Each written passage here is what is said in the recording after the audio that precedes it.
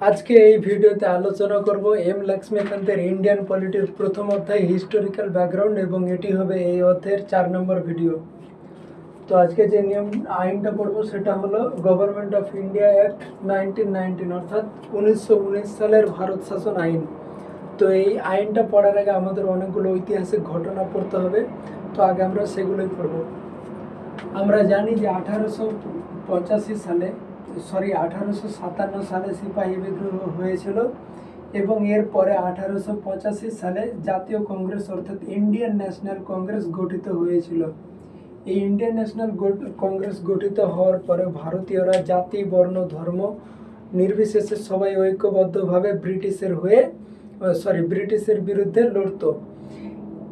এটা যখন ব্রিটিশ সরকার দেখতে পেল তখন তারা রোমান সাম্রাজ্যের মতো নীতি চালু করলো, যে ডিভাইড অ্যান্ড রুল, অর্থাৎ প্রথমে আলাদা করে দাও সবাইকে, তারপরে তাদের উপরে শাসন করো। তাদের ধারণা এটা ছিল যে এই ভারতে যদি তাদেরকে শাসনটা দীর্ঘস্থায়ী করতে হয় এবং নিরাপদ করতে হয় তাহলে ভারতীয়দের মধ্যে বিভেদ সৃষ্টি করতে হবে। তো এই বিভেদ সৃষ্টি করার জন্য 1905 সালে লর্ড কার্জন বঙ্গভঙ্গ করেছিল, অর্থাৎ বাংলাকে ভাঙার পরিকল্পনা করেছিল। কিভাবে? পূর্ব দিকে যার প্রাধান্য থাকবে সে হবে মুসলিম, অর্থাৎ পূর্ব দিকে মুসলিমদের প্রাধান্য বেশি থাকবে এবং পশ্চিম দিকে হিন্দুদের প্রাধান্য বেশি থাকবে। এরকম নিয়ম করে লর্ড কার্জন 1905 সালে বঙ্গভঙ্গ করেছিল এবং এর প্রতিক্রিয়া হিসাবে সারা ভারত জুড়ে স্বদেশী এবং বয়কট আন্দোলন শুরু হয়েছিল। স্বদেশী এবং বয়কট আন্দোলন, কিন্তু বেশিরভাগ মুসলিম এই স্বদেশী এবং বয়কট আন্দোলনকে সমর্থন করেনি, কারণ যখন বাংলাকে ভাগ করা হয়নি, অর্থাৎ 1905 সালের যে বাংলা ছিল সেই বাংলাতে হিন্দুদের প্রাধান্য বেশি ছিল, কিন্তু 1905 সালে বাংলাকে ভেঙে দেওয়ার পরে অর্ধেক অংশে মুসলিমদের প্রাধান্য বেশি থাকছে। এই কারণে বেশিরভাগ মুসলিম স্বদেশী ও বয়কট আন্দোলনকে সমর্থন করেনি। কিন্তু সারা দেশ জুড়ে এমনকি ইন্ডিয়ান ন্যাশনাল কংগ্রেস এটাও কি এই বঙ্গভঙ্গের বিরুদ্ধে তীব্র প্রতিক্রিয়া জানায়।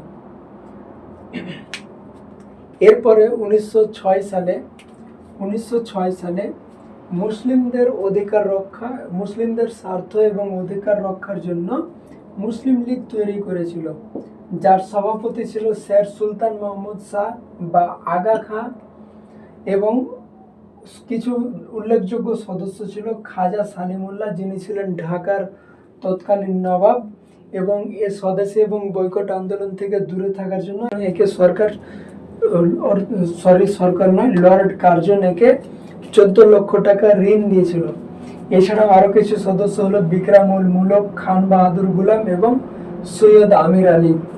এরা কি ছিল? ব্রিটিশের প্রতি আনুগত্য ছিল, অর্থাৎ এদের ধারণা ছিল যে আমাদের স্বার্থ এবং অধিকার রক্ষা করার জন্য যদি আমাদেরকে ব্রিটিশদের সাপোর্ট করতে হয় তবুও আমরা করব, কিন্তু ব্রিটিশদের প্রতি এদের আনুগত্য বেশি দিন বজায় থাকেনি। এর মূল কারণ 3টা। প্রথম হলো 1909 সালের গভর্নমেন্ট অফ ইন্ডিয়া অ্যাক্ট, অর্থাৎ 1909 সালের ভারত শাসন আইন। এই আইনে মুসলিম লীগের দাবি কি ছিল? মুসলিম লীগের দাবি ছিল যে যেটা লেজিসলেটিভ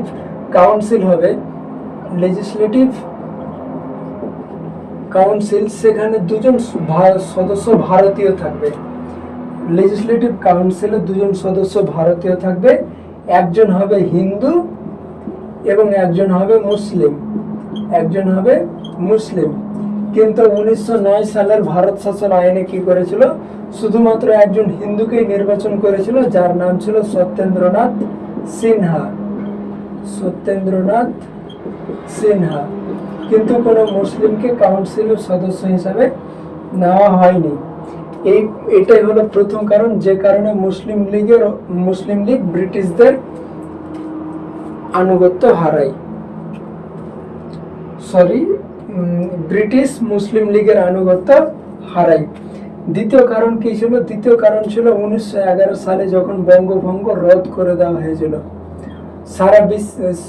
সারা ভারত জুড়ে যখন বঙ্গভঙ্গের বিরুদ্ধে যখন আন্দোলন তৈরি হয়েছিল তখন ব্রিটিশ সরকার এটাকে 1911 সালে রদ করে দিয়েছিল, এবং এই রদ করার কারণে মুসলিম লীগ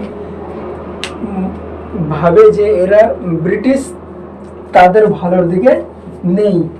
এবং সব থেকে যেটা বড় কারণ সেটা হলো 1914 সালে 1914 সালে যখন প্রথম বিশ্বযুদ্ধ লাগে, ওয়ার্ল্ড ওয়ার 1, তখন দুই শক্তির মধ্যে এই বিশ্বযুদ্ধ লেগেছিল।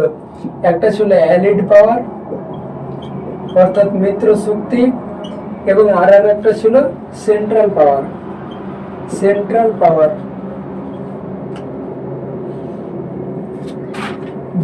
এই অ্যালিড পাওয়ার অর্থাৎ মিত্র শক্তির মধ্যে কে কে ছিল? Britain, France, Italy. এবং সেন্ট্রাল পাওয়ারের মধ্যে কে ছিল?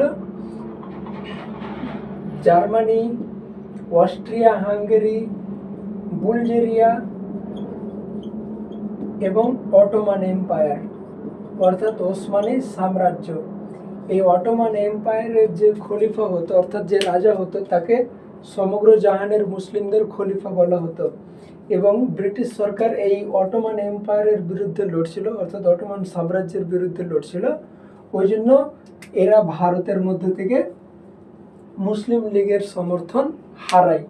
অর্থাৎ এই তিনটা কারণের জন্য মুসলিম লীগ ব্রিটিশকে সমর্থন করা বন্ধ করে দিয়েছিল। এবং সমর্থন করার পরে 1916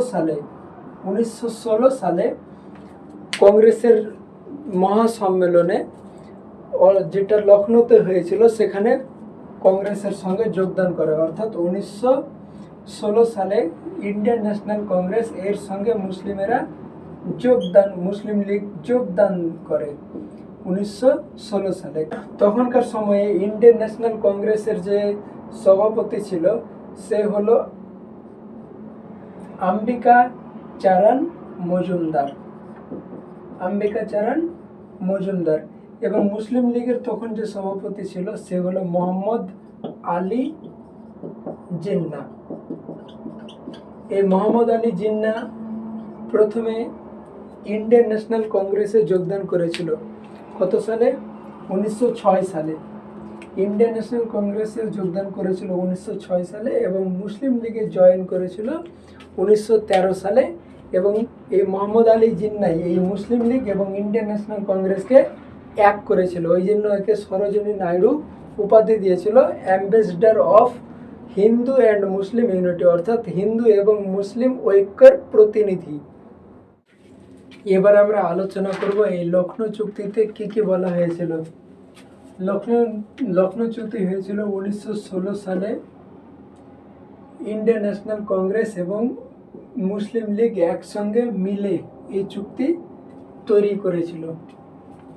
প্রথমে বলা হয়েছিল যে স্বায়ত্তশাসন প্রতিষ্ঠা অর্থাৎ সেলফ গভর্নমেন্ট প্রতিষ্ঠা করবে, অর্থাৎ ব্রিটিশরা চলে যাওয়ার পরেও তারা যাতে নিজেদের শাসন করতে পারে এই জন্য তারা এখন থেকে প্রস্তুতি গ্রহণ শুরু করবে। দ্বিতীয় কি বলা হয়েছিল যে সেন্ট্রাল লেজিসলেটিভের সদস্য সংখ্যা বাড়াতে হবে।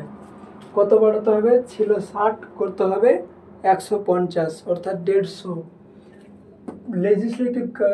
লেজিসলেটিভে সদস্য সংখ্যা 60 কখন করা হয়েছিল? এটা করা হয়েছিল 1909 সালে। 1909 সালে 16 থেকে 60 করা হয়েছিল। 16 থেকে 60 করা হয়েছিল। এবার 60 থেকে করতে হবে কত? 150। আবার এই 150-এর মধ্যে হবে 75 জন ভারতীয়। 75 জন হবে ভারতীয়। এই ভারতীয়র মধ্যে আবার 50 জন হবে হিন্দু এবং 25 জন হবে মুসলিম। এরকম এই চুক্তিতে বলা হয়েছিল। আর কি বলা হয়েছিল যে কমিউনাল ভেটো প্রয়োগ, অর্থাৎ যদি ব্রিটিশদের কোনো আইন যদি হিন্দুদের বিরোধী হয় তাহলে এখানে হিন্দু আর মুসলিম সবাই একসঙ্গে মিলিত হয়ে ব্রিটিশদের বিরুদ্ধে প্রতিক্রিয়া জানাবে। এবং যদি কোনো আইন মুসলিমদের বিরোধিতায় যায় তাহলে এখানে হিন্দু এবং মুসলিম সবাই একসঙ্গে হয়ে ব্রিটিশদের বিরুদ্ধে প্রতিক্রিয়া জানাবে। সেটাই হলো কমিউনাল ভেটো প্রয়োগ। 4 নম্বর কি? Separation of judiciary from executive, অর্থাৎ বিচার ব্যবস্থাকে আলাদা করতে হবে কি থেকে? এক্সিকিউটিভ অর্থাৎ কার্যনির্বাহী পরিষদ থেকে বিচার ব্যবস্থাকে আলাদা করতে হবে।